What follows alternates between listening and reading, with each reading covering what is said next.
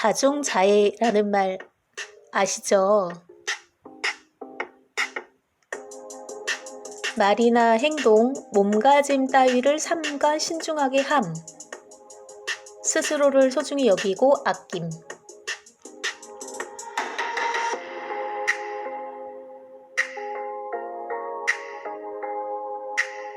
자기 자신을 존중하거나 사랑하지 않는 사람은 다른 사람도 그렇게 할 수 없대요.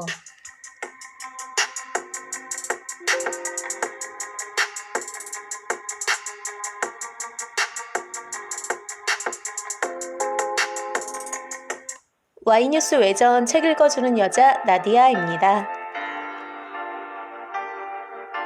아주 낯익은 지식들로 시작하는 인문학 공부 보고 있죠? 이 책은 신동기 박사님 지음이고요. 아틀라스 북스에서 펴내셨어요.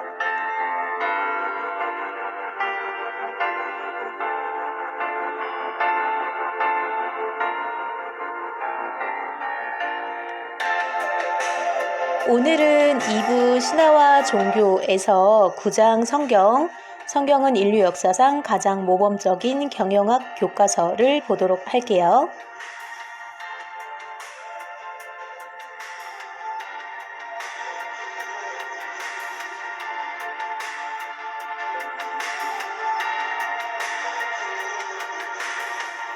성경은 인류 역사상 가장 모범적인 경영학 교과서.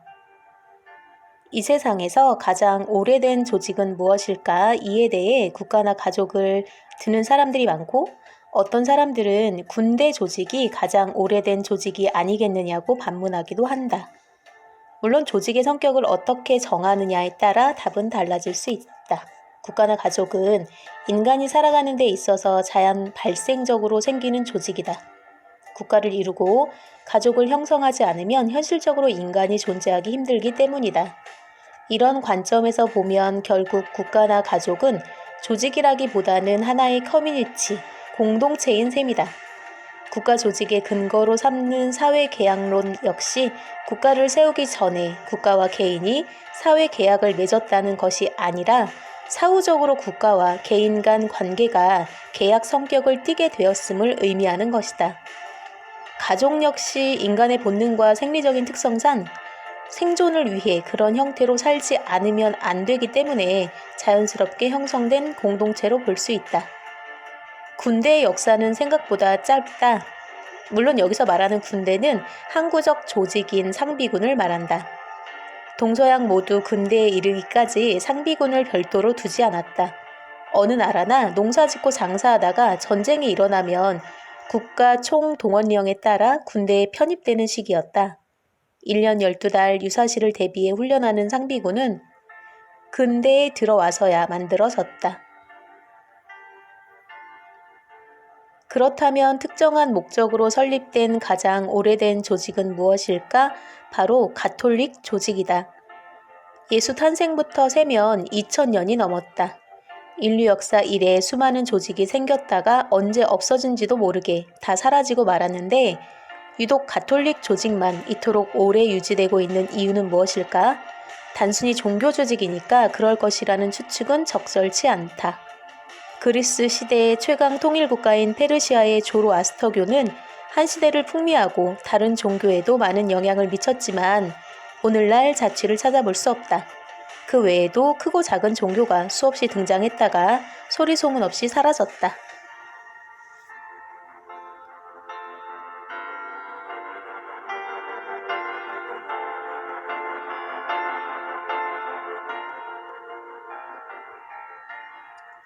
광야에서 이루어진 원칙 설정과 권한 위임.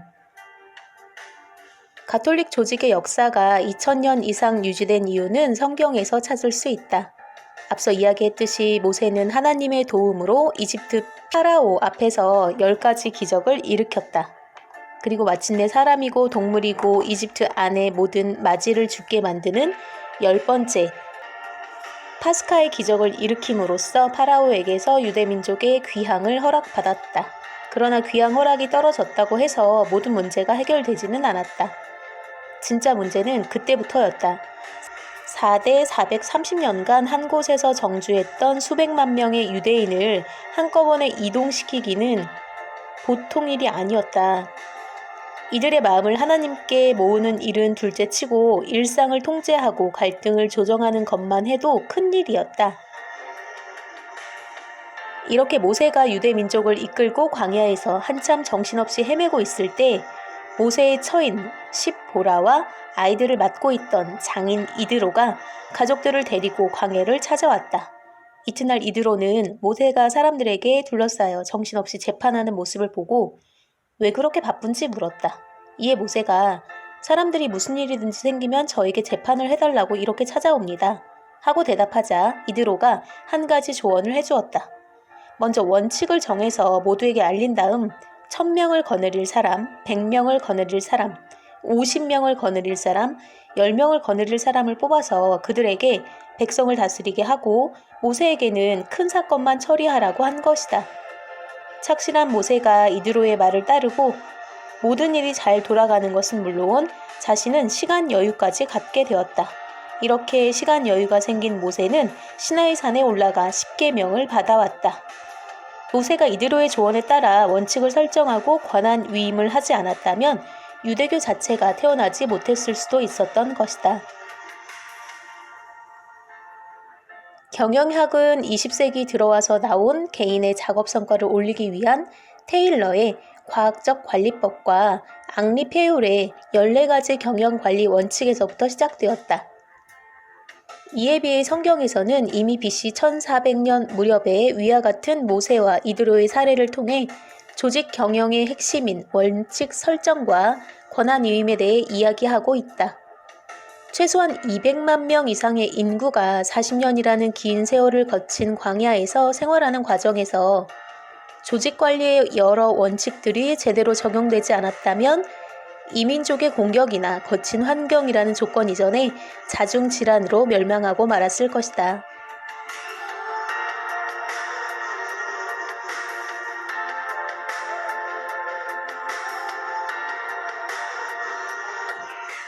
성경으로 배우는 통제 범위의 원칙. 성경에서는 조직 경영의 주요 원칙 중 하나인 통제 범위의 원칙에 대해서도 잘 보여주고 있다. 통제 범위는 한 사람이 직접 통제할 수 있는 사람 수에는 한계가 있다는 것을 뜻하는 용어다. 구약의 레위기를 처음 읽는 사람은 하나님의 꼼꼼함과 세세함이 질리고 만다. 창세기의 낮고 시리즈를 겨우 이겨내고 출애굽기를 읽으면서 이제 좀 자신감이 들었는데 레위기에 이르러 또 한 번 계속 읽을 것인지 포기할 것인지 인내심 시험에 들기 때문이다. 레위기는 하나님이 야곱의 12아들 중에 제사를 전담하는 레위 지파에게 하나님 자신에게 어떻게 제사를 지내야 하는지를 말씀으로 규정한 내용을 담고 있다.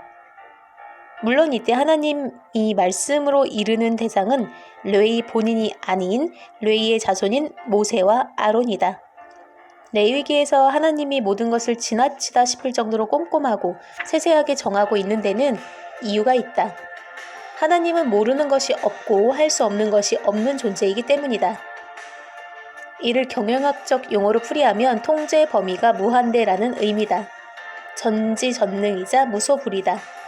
반면에 신약에서의 예수는 하나님처럼 모든 것을 시시콜콜 이야기하거나 모든 일에 자신이 나서려고 하지 않는다. 제자도 120명이나 1200명이 아닌 12명만 둔다. 레위기의 하나님이라면 아마 제자를 수십만 명 내지는 그 이상을 두었을지 모른다. 비록 형식일지라도 예수는 인간의 모습과 신의 속성을 함께 가진 존재였다. 따라서 자신의 통제 범위를 생각해야만 했을 것이다. 그래서 통제 범위를 12명이라고 생각해 제자를 12명만 둔 것이 아니었을까 싶다. 많은 CEO가 자신의 통제 범위를 거의 무한대라고 생각하는 경향이 있다. 오너 CEO에 이르면 무한대 이상이 없어서 안타까울 정도다. 모든 것을 간섭하려 들고 자신이 제일 잘 알고 있다는 확신을 가지고 행동한다. 스스로를 전지전능하고 무소불위한 존재로 여기는 모양새다. 이쯤 되면 그들은 예수를 넘어 레위기의 하나님 수준에 이르게 된다. 교만을 넘어선 무지다. 기업은 영어로 going concern이라고도 한다. 성장, 발전도 해야겠지만 일단 기업은 망해서는 안 된다는 의미다. 이런 의미에서 보면 인류 역사상 최장기간 존속한 가톨릭 조직은 살아있는 그리고 가장 모범적인 경영학 교과서다. 2000년의 역사를 갖는 기업. 아마도 이것은 이 세상 모든 CEO의 염원일 것이다. 성경은 영혼만 살찌우지 않는다. 물론 물질도 살찌운다. 흔히 국부론을 자본주의의 바이블이라고 하는데 그 역도 성립한다. 바이블이 자본주의를 위한 국부론이 될 수도 있다.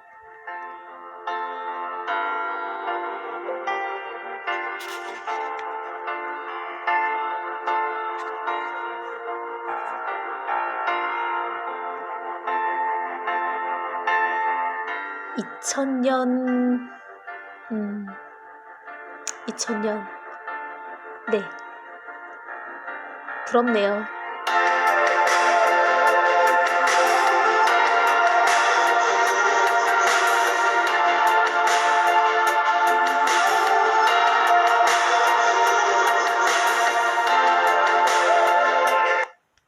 Y뉴스 외전 오늘의 희망 메시지는요. 자기 자신에게 박수 쳐줄 수 있는 삶을 살아라 입니다. 5월은 가정의 달이잖아요. 그런데 가정의 구성원인 개개인, 즉 스스로를 돌아보는 것도 필요하지 않을까 싶어요. 내가 내 삶을 돌아봤을 때 박수를 쳐줄 수 있는지 한번 생각해 보기로 하죠.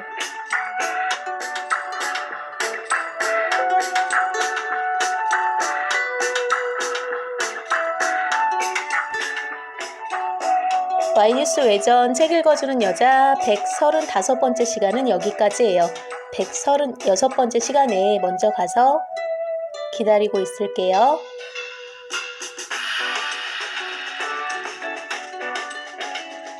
기억하세요. 여러분은 아주 특별합니다.